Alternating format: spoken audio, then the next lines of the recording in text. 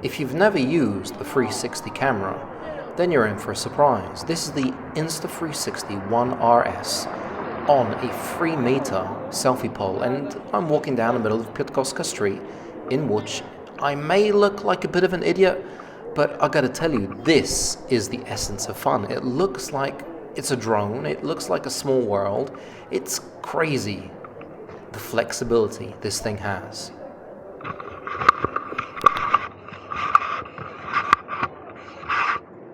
So today we're talking about the Insta360.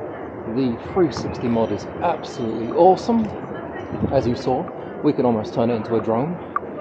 But we're going to be talking about the new 4K boosted lens specifically. Today we're talking about the Insta360 ONE RS. I did drop a video on the Insta360 ONE R right here, but if you're deciding between them, go for the ONE RS because it's a completely different camera that allows you to use flow state stabilization without using the app or the desktop app, so you basically don't have to jump that hurdle anymore. Record and it's in there and it looks fantastic. In fact, let's have a look at a comparison of the stabilization between the GoPro and the Insta360 ONE RS. Right, so what we're going to do now is test stabilization, and they're both on high, so let's have a look.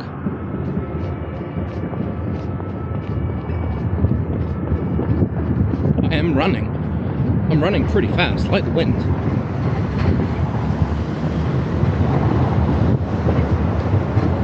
Whew. It is hot. Not bad, huh? You're also paying $300 for the Insta360 ONE RS, and you're paying $350 for the GoPro Hero 10. The GoPro Hero 10 does have feet at the bottom. The ONE RS has no feet or quarter 20 hole. It's basically just a flat spot, which the GoPro can be too, but it also has feet. That was ingenious by GoPro. You can buy a boosted battery, so it's extra, and put it on here. It's a bit bigger and it's got feet, but otherwise you have to use it in a cage. Now the cage is fantastic and it's really quick. As you can see, it's in there, it's done. The cage is heat dissipating and it's got a wind muff, like a little piece of foam built in on top of the microphone, so you know it's a little bit quieter. It's got rubber silicone inside, so the cage doesn't rattle with the camera inside. It's cool. It's much better than the old cage, I can tell you that. But the GoPro has feet. The GoPro also has a lens that you can take off. So if you scratch this, which is basically a couple of pennies to replace, you just take it off, throw it in the bin, and get yourself a new one. Insta360 decided to go down the GoPro Hero 8 route. They may have not seen the GoPro Hero 8, but they decided to go down that route and make it one piece. There's no filter. The lens and the filter is one piece. So if you do scratch, I mean, it's an action camera, so it's possible. The filter, it's bye-bye camera. Okay, but thinking about it, if you buy the twin kit, which comes with a 360 lens, best thing in the world. It's what makes this camera superb. It makes this camera just wow. Then you also don't have filter covers, much like the Insta360 X2, which I love to pieces. No filter covers. So you basically just have to be careful. Even though it's an action cam, you have to be careful, and that's fine. I mean, I have the GoPro Hero 10 and the 9, and I've never scratched the lens. But I'm also not out hand gliding, jumping out of planes, mountain, biking down Mammoth Mountain, or doing any of that other crazy crap. I'm kind of using it as an everyday normal person that doesn't actually do crazy action stuff, which is a shame because I would love to do crazy action stuff, but I'm just not doing it. The battery on the new ONE RS is bigger. Oh, it just started up. But you can't see yourself like with the GoPro. So if we start up the GoPro, we won't start up the GoPro because there is no battery inside it. I should have thought of that before filming. You can see yourself on the front screen of the GoPro Hero 10. The GoPro Hero 9, worst front screen in the world. It was horrible. It is horrible. The GoPro Hero 10 has a very smooth, clean screen. So when you're filming yourself, you can see yourself. Then you turn around and boom, you can see the back of the screen, which is huge. A downside and an upside. With the Insta360, you have to remove it from its battery, flip the camera upside down, put the battery upside down, and now you can see yourself, but then you can't see the back of the screen. Okay, it's, you know, like I said, it's, you're getting something and they're taking away something. With the big screen on the GoPro, I've seen a lot of people crack it. With this tiny screen, you're probably not going to crack it because it's tiny and it's not as delicate as such a big screen. It's obviously easier to use the big screen on the GoPro and see stuff on it, but you know, I don't really feel I need such a huge screen when I have like a 360 camera. It's just awesome. Seriously, walking around with a 360 camera and an invisible selfie stick is a ton of fun. And once you get stuff in the app, because you do need to use the app for the 360 camera, you don't need to use the app for the wide cameras, so the 4K boosted, the 4K and the 1-inch Leica lens, but you do for the 360 camera because you basically shoot, and when you've shot whatever, you come and you point. So you can point in front of you, you can point towards you, you can point down, you can point up, you can do a whole load of things with the 360 camera, and it makes it a load of fun. The application, by the way, from Insta360 is superb, and the desktop app used to be very physically painful to use. Now it is a lot easier. It's user-friendly now. Before it was like, but now you open it and you're like, oh yeah, I know what I'm doing. So with the new RS core, you have built-in flow state stabilization. You have the option to use it in the app, but it's built in. So that just makes my life easier because I don't have to jump that hurdle. Take it off, put it into Final Cut or Premiere, and you're ready. You are going, unless you're using the 360 camera. Now, the new RS has 3 microphones instead of 2, so why don't we compare the microphones right now, go outside and see which one of these sounds better. Right, so the first thing we are testing is the audio from these 2 cameras. This is the Insta360, this is the GoPro Hero 10, and it's pretty loud around here, so you can hear cars, you can hear people, and just wondering if you can hear me. You probably can. I managed to get my DJI Action 2 back today from the DJI Refresh Express, and I'm going to tell you, it took 1 week and it is back, so hopefully I will be able to put that up against the Insta360 ONE RS pretty soon. A lot of cars, like I said, pretty loud. I'm not sure how my voice sounds on both of these. I know that with the third microphone on the Insta360, it should be a lot better. So they both have really good audio. Insta360 has improved their audio, and with the little, you know, bit of foam, it makes the audio sound even better when you're riding your motorbike at breakneck speeds. The Insta360 ONE RS with the boosted lens now has a 1/2-inch sensor. So it's not 1 inch like the Leica lens they have, but it's 1/2 inch. So it is bigger than the GoPro Hero 10. And we can have a look, you know, just general everyday stuff that 99% of us are going to be doing. See what it looks like next to each other. The Insta360 looks surprisingly dark compared to the GoPro Hero 10, which is very bright. What do you think, Oscar?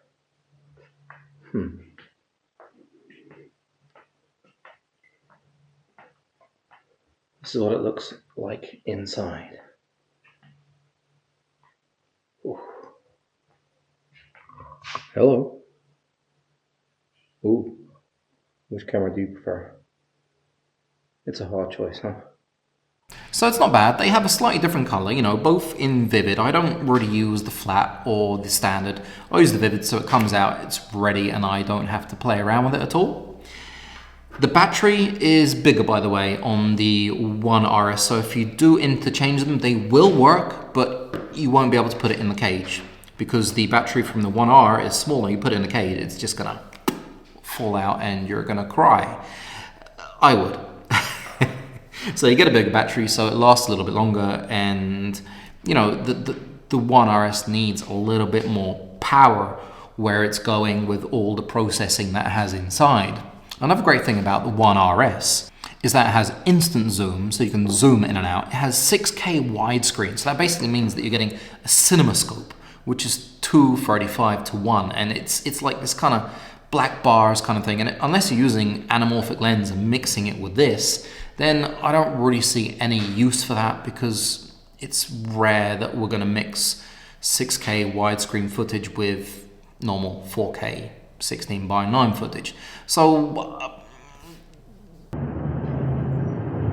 right, so this here is the 6K widescreen on the Insta360 and the 5.3K on the GoPro Hero 10. And like I said, I don't think 6K widescreen is something that I would use just because it's such a specific format. Unless you're using anamorphic lenses and you can mix it in pretty nicely. I think the 16:9 on the normal format that we use is a lot more useful. Anyway, 6K versus 5.3K. That's what it looks like. even though it looks cool, I don't really see much use of it. The active HDR, it's yeah, it's cool. I mean, I'm a fan of non-HDR stuff, but the active HDR does its job, and it, you know, pulls up the blacks, it pulls down the lights, and it kind of makes you feel that everything is visible in a high contrast kind of space. They have added a quick menu, so there's a little queue here, and it's quick menu. So like in the GoPro, where you can preset your profiles, you've got it in here. So you basically press the quick menu and you can go through profiles and you don't have to fiddle about. The touchscreen itself is very responsive, and it's really easy going left and right to choose what you want to do: video, photo, active HDR, time lapse, all that jazz. And going through the settings is also very simple. It's very intuitive. There is nothing that you look at and you think, wait, what is that? It's just really simple and easy to use. Swiping any which way will give you all the settings you need. We do have a record switch and an on and off at the top. On the side we have a USB in for charging it, or you can charge it via an accessory where you can charge 2 batteries. And we also have the SD card in here. So everything's kind of in there, it's nice and safe, and you can take it underwater for 5 meters. You can use the selfie stick, and using the selfie stick, obviously the selfie stick will become invisible if you're using the 360 camera, which is absolutely fantastic. You can use it for live streaming, and you can use it as a webcam. So it basically has everything in this modular design that you could possibly wish for. I would recommend picking up the twin kit because you feel like a child using the 360 camera. It's not only a great tool to have as a cinematographer, as a filmmaker, YouTuber, but it's also a ton of fun. Even if you have kids around, then that thing is gonna just, it's basically hours of fun.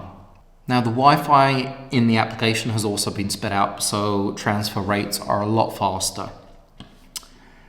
If we're still comparing the GoPro Hero 10 with the Insta360 ONE RS, the modular design does render it a little bit weaker than the GoPro. I mean, this is one design. The only thing that's going to break is probably the screen at the back. But this, for example, if you guys have a look at what's happening here, let me hide my face and get some focus on this right here. Look.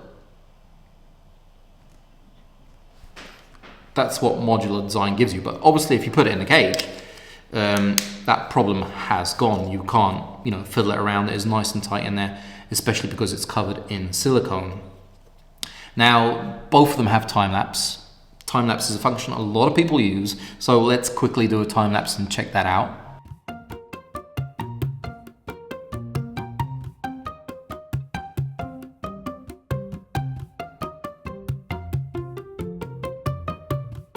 Not bad, Herb. Both of them seem pretty similar. I kind of feel the Insta360 a little bit smoother. Did you get that feeling? But Another thing that I really enjoy is slow motion. The GoPro goes to 240 frames per second, so it's really slow, but it looks fugly at 240.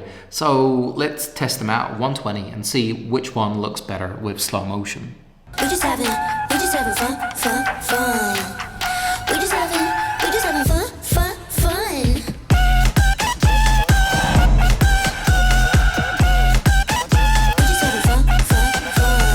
So as you can see, that they're kind of comparable, colors are slightly different. Photos. Let's have a look now. We have 48 megapixels in this monster. The GoPro has a lot less, and you're gonna be able to see that right now.